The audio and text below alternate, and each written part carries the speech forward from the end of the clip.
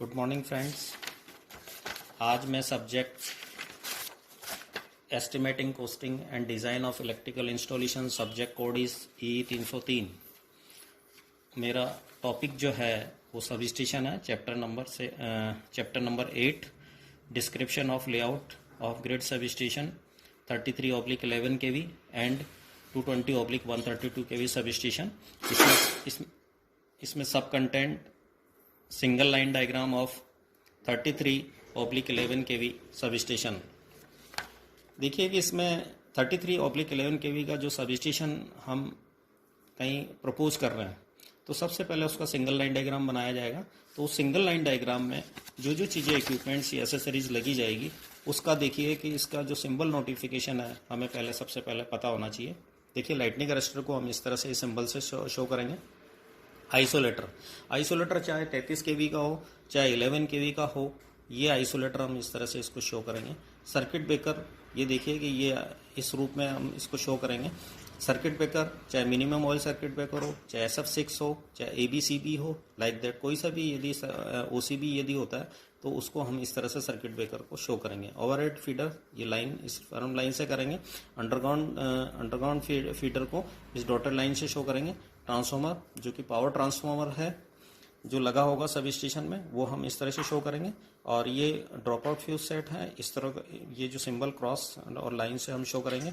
इसी तरह से हम जो है ये CTs को इस तरह से करेंगे और PTs को इस तरह से शो करेंगे। तो ये 9 सिंबॉलिक नोटिफिकेशन दे रखा है। तो सिंगल लाइन डायग्राम में हम चूंकि उसका आइसोमेट्रिक व्यू नहीं बना सकते हैं, इसको केवल सिंबल से ही हम शो करेंगे तो आसानी से ये चीज़ समझ में आ जाएगी। देखिए कि ये जो लाइन है देखिए इसमें जो 11 kV जो फीडर है, 33 kV फीडर है, इसमें ये हो रहा है 33 kV जो लाइन जो आ रही है। और इधर जो है सबसे पहले हमें इसमें बता रखा है कि लाइटनिंग अरेस्टर होगा।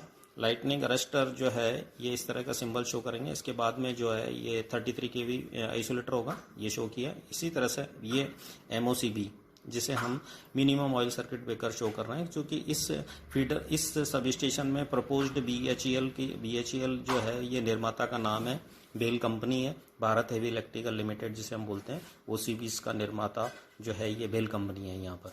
और ये जो CTs है, CTs का स्पेसिफिकेशन दे रखा है 240-120/5-5 एम्पियर। ये जो है ये CTs की रेटिंग होती है और ये CTs का सिंबल है। इसी तरह से अगेन फिर 33 kV का आइसोलेटर जो है, इसको आप लिख सकते हैं 33 kV यहाँ पर अपन लिख सकते हैं 33 kV आइसोलेटर। अब ये देखिए कि यहाँ पर जो बस बार है वो 2 बस बार दे रही है। एक ये मेन बस बार है, ये मेन बस बार है, और ये दूसरी ऑक्सिलरी बस बार है। ऑक्सिलरी बस बार में ये होता है कि सपोज कभी मेन बस बार किसी वजह से कोई फॉल्ट आ जाए तो हम इस मेन बस की जगह हम ऑक्सिलरी बस को काम में लेते हुए सप्लाई आगे 33 kV को भेज सकते हैं। तो ये आप देखिए। और ये जो मेन बस बार जो आपकी मेन लाइन जो आ रही है, यहाँ पे एक PT दे रखा है, पोटेंशियल ट्रांसफार्मर जिसे बोलते हैं। CTs को बोलते हैं करंट ट्रांसफार्मर।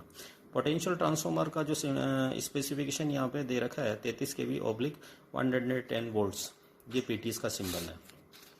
ये देखिए ऑक्सिलरी और ये जो मेन बस है इनके यहाँ बीच में 33 kV आइसोलेटर और 4 आइसोलेटर दे रखा है। 33 kV आइसोलेटर, ये 4 आइसोलेटर आपके दे रखे हैं।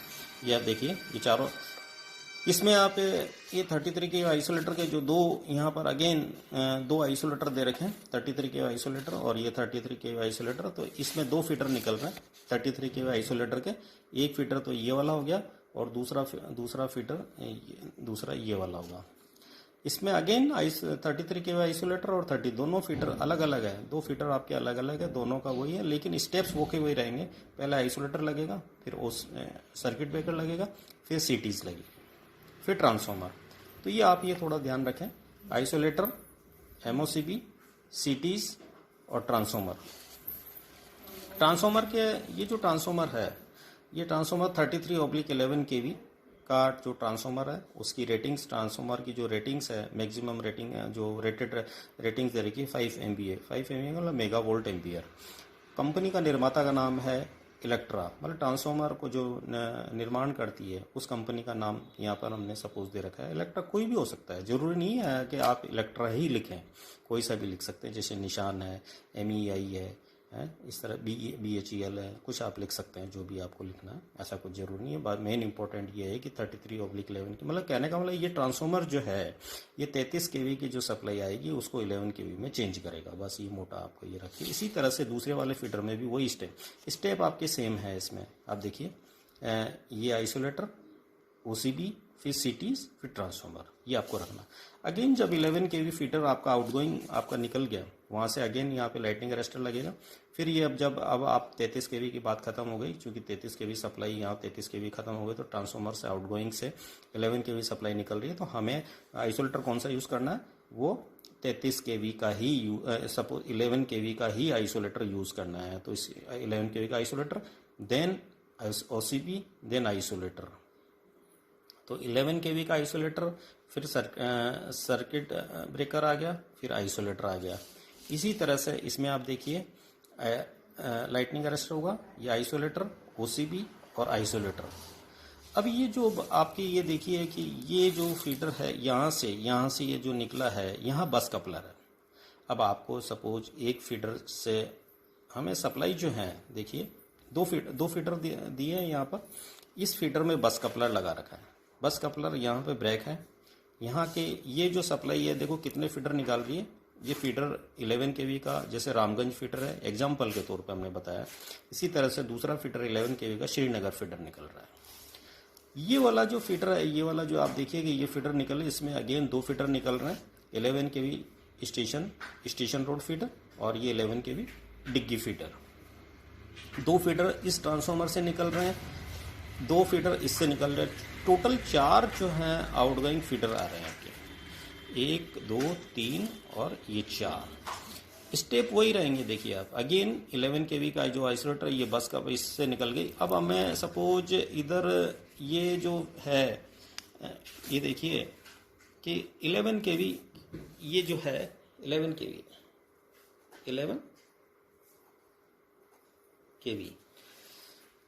ये 11 kV त्रिपोलिया फीडर जा रहा है सपोज एक यहाँ से, इसमें भी अगेन आइसोलेटर, फिर CTs, फिर OCB, देन आइसोलेटर, देन ये अंडरग्राउंड फीडर जो आपका ये त्रिपोलिया फीडर, एक फीडर ये आ गया। एक फीडर आपका ये आइसोलेटर, CTs, फिर OCB, फिर आइसोलेटर आपका ये आ गया। दूसरे में अगेन ये 11 kV आइसोलेटर, CTs, ये OCB और फिर आइसोलेटर, फिर आपका ये फीडर। ये दूसरे वाले फीडर से आप देखिए, दूसरे वाले फीडर में again isolator, CTs, OCB, isolator और अंडरग्राउंड फीडर होते हुए 11 kV निकल गई। ये अगेन आइसोलेटर, फिर CTs, फिर ये OCB, आइसोलेटर और ये आपका ये डिग्गी फीडर। अब ये इधर से देखिए, ये आइसोलेटर हो गया, ये ड्रॉप आउट फ्यूज हमने इसमें शो करा सिंबॉलिक नोटिफिकेशन में, ड्रॉप आउट फ्यूज सेट के जरिए ट्रांसफार्मर है। हमें चूंकि यार्ड लाइटिंग चाहिए तो हमें 3 फेज सप्लाई की जरूरत पड़ेगी, जिसे हम 400 वोल्ट सप्लाई बोलते हैं या LT लाइन बोलते हैं। इस ट्रांसफार्मर को हम डिस्ट्रीब्यूशन ट्रांसफार्मर भी कह सकते हैं, जो कि 11/0.4 kV सब स्टेशन कहलाता है, डिस्ट्रीब्यूशन ट्रांसफार्मर। इस तरह से ये हमें ये जो सप्लाई जो मिलेगी ये यार्ड लाइटिंग के लिए मिलेगी। तो कुल मिला के हमने ये बताया, इसके अंदर 5 फीडर है, 1 2 3 और 4, और एक ये 11 kV का फीडर हो गया, और एक LT लाइन के लिए फीडर हमने एक यार्ड लाइटिंग के लिए ये बता दिया। तो ये वाला स्टेप्स है, मोटा मोटे तौर पे आपको ये सीधा सा अपने को ध्यान रखना है।